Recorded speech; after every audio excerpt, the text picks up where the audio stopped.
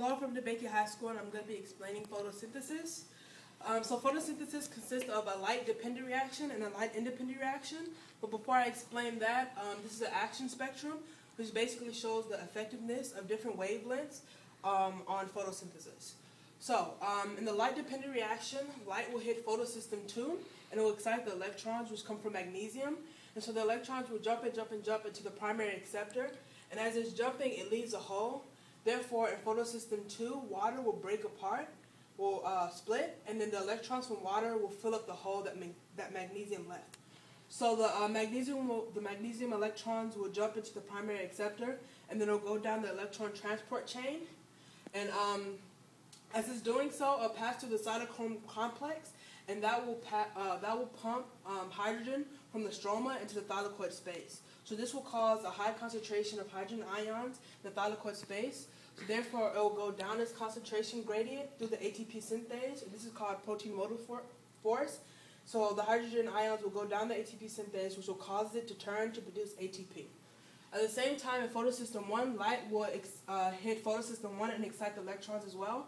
And the electrons will jump to the primary acceptor, which will then go down the electron transport chain and go through NADP plus reductase, which will reduce NADP plus to make NADPH.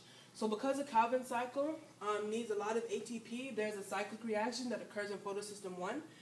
And so the Calvin cycle needs 9 ATPs and 6 NADPHs. So the products from the light-dependent reaction will then go into the Calvin cycle. What occurs in the Calvin cycle is that 3CO2 binds to RuBP by the enzyme Rubisco.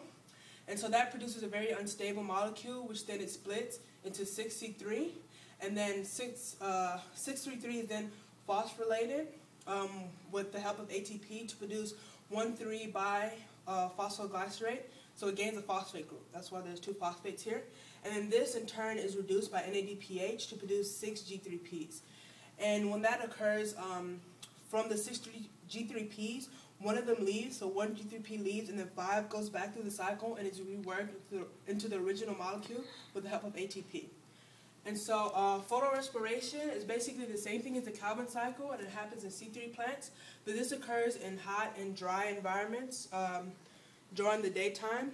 And what occurs is that the stomata closes, therefore there's a high concentration of oxygen in relation to carbon dioxide. So because there's more oxygen, RuBP will bind to oxygen instead of carbon dioxide. And this causes the C5 to be split in half, so half is kind of wasted. And that's the consequence of photorespiration. And that occurs usually in Asian plants. And then in C4 plants, it's called spatial adaptation because part of it occurs in the mesophyll and the other part occurs in the bundle sheath. So in the mesophyll, carbon dioxide binds to PEP by the enzyme PEP carboxylase, and that turns into oxaloacetate, which then goes into a malate. So then it goes to the bundle sheath cell through plasmodesmata. So the carbon dioxide will come out, and then pyruvate will go back in the cycle in the mesophyll. And so in the bundle sheath, carbon dioxide is then fixed into the Calvin cycle, and it completes the rest of the cycle. And that usually occurs in corn. And then in cam plants, that is a temporal adaptation because during the night the stomata opens, but during the day the stomata closes. So during the night when the stomata is open, carbon dioxide is fixed into an organic acid. And during the day when the stomata is closed, the carbon dioxide enters the Calvin cycle. And that usually occurs in pineapples. And that is photosynthesis. Thank you.